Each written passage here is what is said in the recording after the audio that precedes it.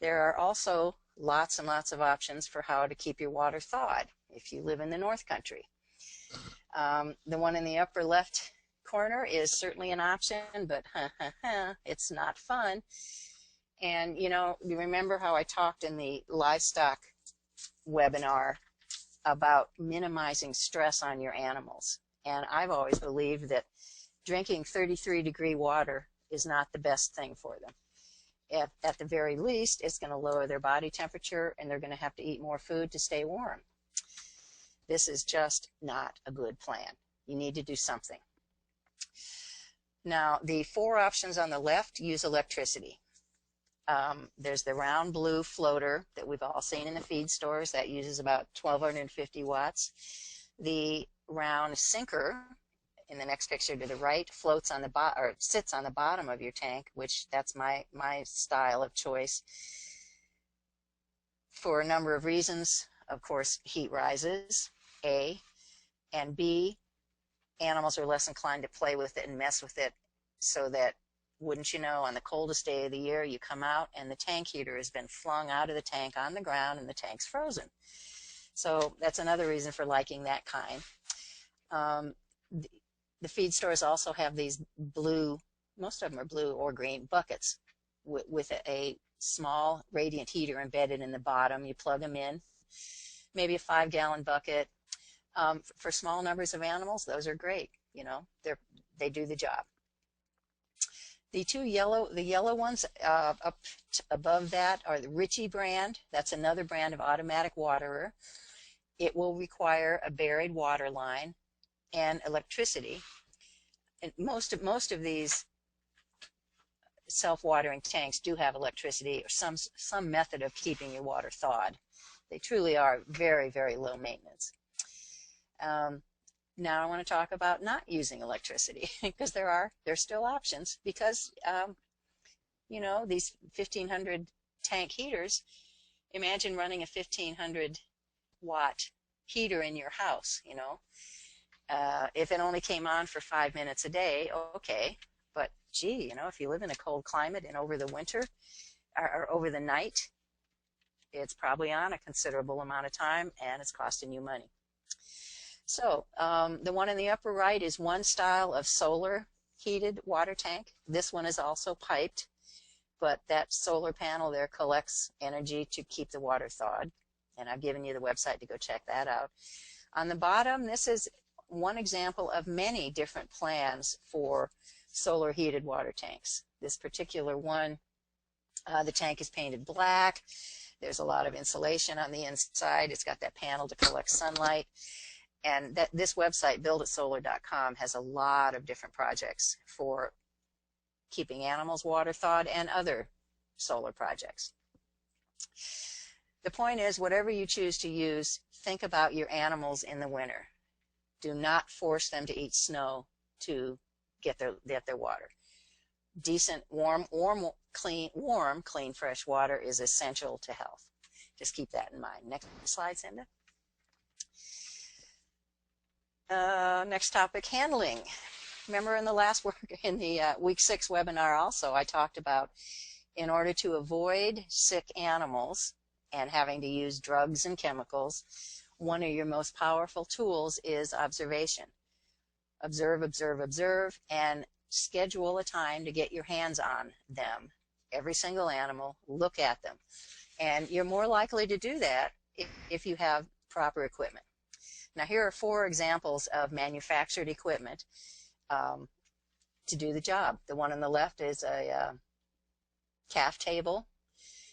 You run the cattle through a chute. It goes in the center of that little piece of equipment, squeezes them, and then it rotates over so you can work on them.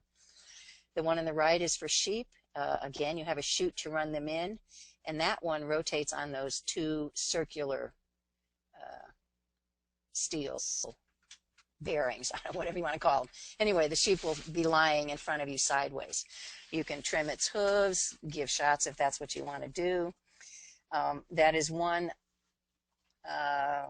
pretty low maintenance way to treat an animal, but it's not really the best way to check their condition. There it's best if you can stand right next to and over a sheep to check its condition. And the other downside, of course, is these pieces of equipment are thousands of dollars. There are other options, though. The one in the lower left, the little goat doesn't look real happy, but he's contained. You know, if you want to trim his hooves there, give him some sort of treatment. This is certainly less expensive than some of the more higher-end models. And that big, beautiful cow face there is in a squeeze chute. Again, you got to do some way to contain them, not only to treat them and deal with them, but what if somebody gets injured? Maybe all you need is a head gate. Maybe you don't need this entire squeeze chute, depending on your species, but be prepared. So next slide.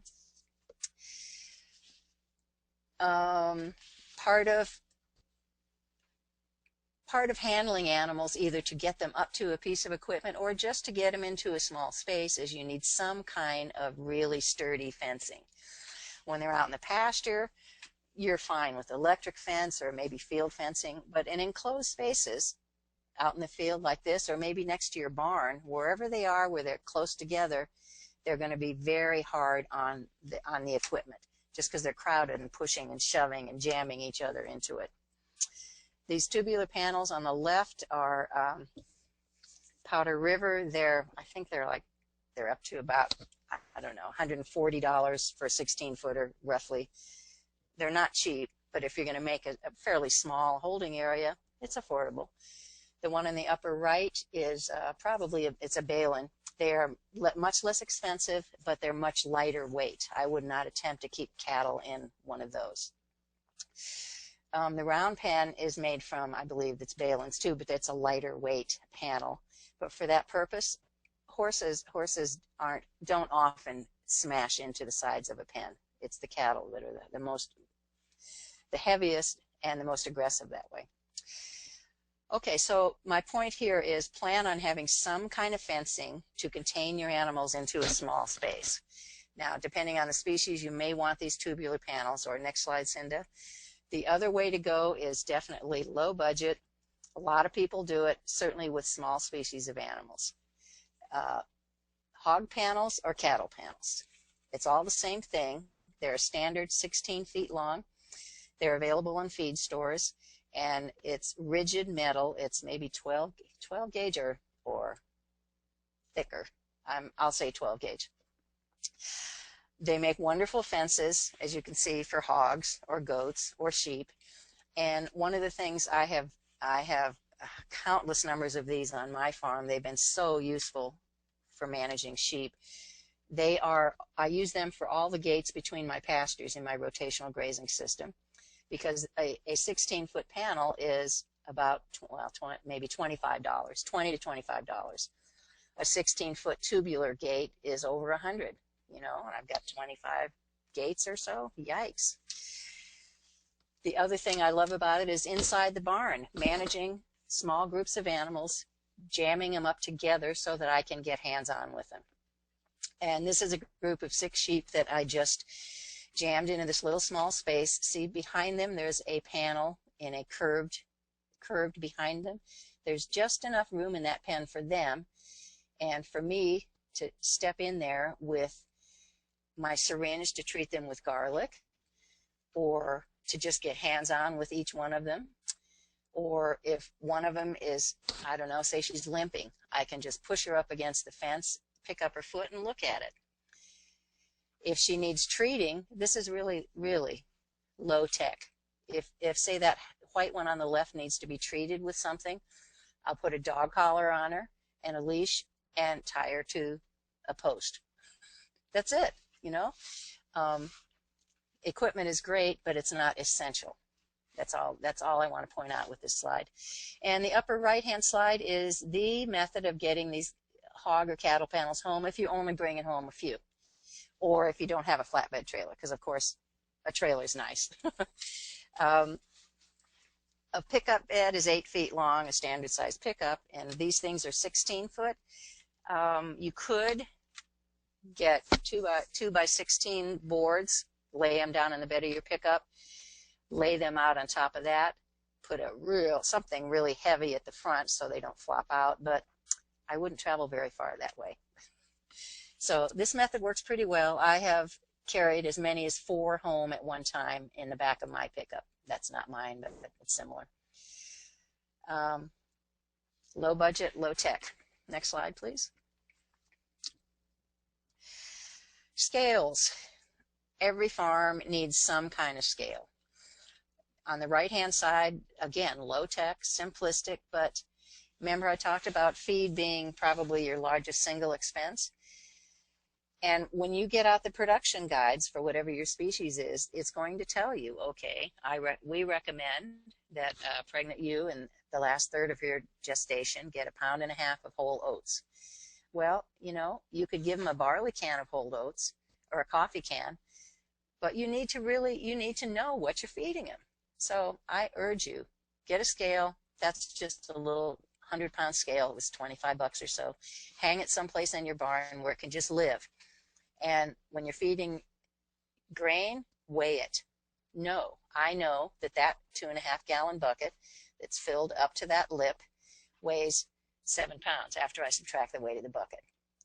And every load of grain weighs differently depending on how dry it is or how moist it is or what it is, if it's oats or barley. So, you know, just invest in a scale. It's so worth it. And the other reason, of course, for a scale is to see the results of your feeding program. Weigh your lambs or your baby animals, whatever they are, goats, kids, and then weigh them again at prescribed times, like weaning or before slaughter, however you want to do it. But, you know, that lamb in the bottom, wearing that scale, as the text on it says, that's a 90-pound lamb. I don't know about you, but I cannot pick up a 90-pound lamb to get onto the hook of that scale that's hanging next to the post. So I don't weigh my 90-pound lambs. I go by my hanging weight, because after sheep are conveniently designed so that after they've been slaughtered, they weigh just about very close to half of their live weight. So that's how I know. If I had the money to spare, I would buy a scale, a walk-on livestock scale, to know at 6 months how much weight have my lambs gained, how productive are those ewes, so I can make decisions about who's productive, who's not, who to keep, who to call. But you know, scales are near $1,000, $800. But you know, as Jen was mentioning too, a lot of this farm equipment you can find used. The smaller equipment, you probably are better off going to places, venues like Craigslist or your Money Saver. But they're out there. Lots of folks get all excited about raising livestock and then have the money to rush out and buy every equipment known to mankind and then find, you know, it's not for me. So whether you go with the low budget on the right or the higher budget on the left, figure out a way to weigh your animals. It's so useful. Next slide, please.